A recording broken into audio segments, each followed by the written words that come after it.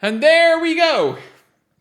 There we go. It was a game that happened. It was a game that happened. Team Caitlin Clark beat Team Paige Bueckers. We'll take it. We'll take any sort of a win. Did the game mean anything? No, not really. Caitlin Clark turning it over by passing the ball to Kelsey Mitchell at the end of the game. And yeah, it was a game. It was an all-star basketball game that happened. I don't really know how else to describe that. Chat, is there any other way to describe kind of what happened there? It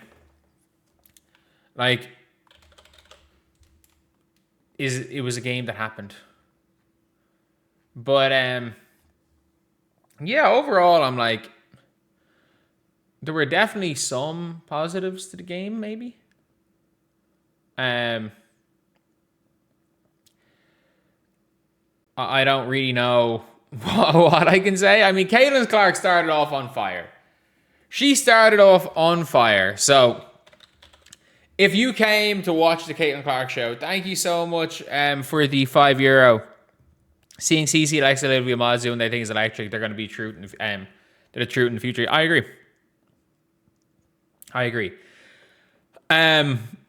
At least for the first 3 minutes of the game, there was hype. When Caitlin Clark hit the 3 logo threes in a row, and then Breanna Mabry came out and hit some of them. But at the end of the day, look, it was a not ideal game. I'll give credit to a couple of players. Like, it was more fun than last year, because last year was a 30-point blowout.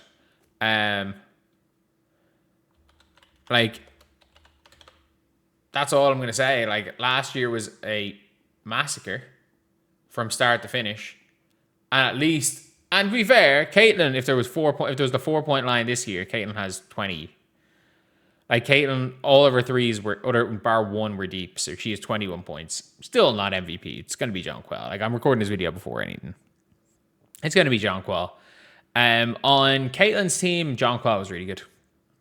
Thought Alicia Gray played well. Surprisingly enough, not that this means anything, Caitlin Clark was the decoy of the All-Star game. Like, she came in at halftime complaining about how little effort was taking place. And even in the first half, she was trying to play defense. She was running around trapping. There were a lot of positive things, at least effort-wise, for Caitlin. And even her coming out basically saying, complaining that, people were paying real money for this. And I think that that's fair enough. On the other team, Angel Reese, I don't know if she's injured or just didn't want to play, but she decided she wanted to go coast to coast, and Aja Wilson decided she wanted to give her an open layup, and somehow Aja put her hand up, stepped away from Angel Reese, and Angel Reese threw the ball at Aja's hands. He sent to Aja, caught the ball, and just started laughing at her. Like, it was bad. Dawn Malonga dunked, I guess, and then Malonga just started airballing layups. Shout out Kelsey Mitchell, who I didn't realize was the game's top scorer. 28 points. Gabby Williams is pretty decent. Natasha Howard was hilariously bad, chucking bricks. Stewie was awful. Jackie Young and Citron is not really their game, I guess. And to be fair to Mabry, started off on fire. In the end, was poor. Jonquel Jones just won MVP, clearly. Clearly the MVP.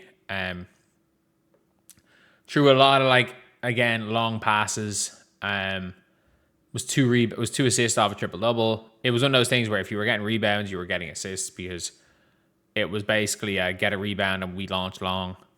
And it's get a rebound, launch long, and it's a layup. But yeah, it's one of those things in general where I'm like, it was better than last year. Like, Team Coop did not score more than the Indiana Fever scored on Wednesday. The Indiana Fever on Wednesday scored more points than Cynthia Cooper's team did. And based on the effort level of both of these teams, you would assume that Caitlin's team wins by more. But yeah. Clearly that didn't happen. Look, it could have been worse. It actually could have been worse. Like, people being like, oh, that was the worst thing in the world. It actually could have been worse. I'm like, case in point, last year. Last year was worse than this. I don't care what anyone says. Last year was worse than this. But yeah, it is. I'll rant about this in another video. I want to actually break down the game. It's kind of hard to break down. It was annoying what Jess Shepherd, at least in the second half, Olivia Miles started playing seriously. It was annoying what Jess Shepherd was doing. Like, Jess Shepherd would have the ball passed to her for an open layup. And then she'd just decide, I'm not taking the layup because I'm trying to farm assists. And she didn't even get close enough. She didn't get close to a triple-double. Like, she was just playing hot potato with the ball. She was refusing to take open layups. Like, she turned it over twice. And, like, the amount of times people missed because she refused an open layup. Like, it was really, really annoying watching Jess Shepherd today. It was really annoying. But again, it's her first All-Star game. It is what it is. 39 points, or say 29 points for people wearing Caitlin Clark shoes today. Courtney Williams did a good job. How many viewership? What was the viewership of the stub buds, I guess? Is that the key demographic here? Is how many views does the stub buds have? By the way, I am semi-convinced that there's something shady going on with the Stub Buds viewership so far. At All-Star Weekend. Like, how exactly do they have 17k viewers while sleeping? Oh, they're cutting in and out, are they? I was like, they have 17,000 viewers while sleeping, but only 7k viewers now. But obviously they're cutting in and out. But yeah, it is. It is what it is. Players went cold. Players got hot at different times. For an All-Star game, the percentages were pathetic. And yeah, it is what it is, I guess. It is what it is. So yeah, let me know what you guys think in the comment section below. What do you guys think about that game? I don't know. Caitlin won at least. We'll take that as a dub, I guess.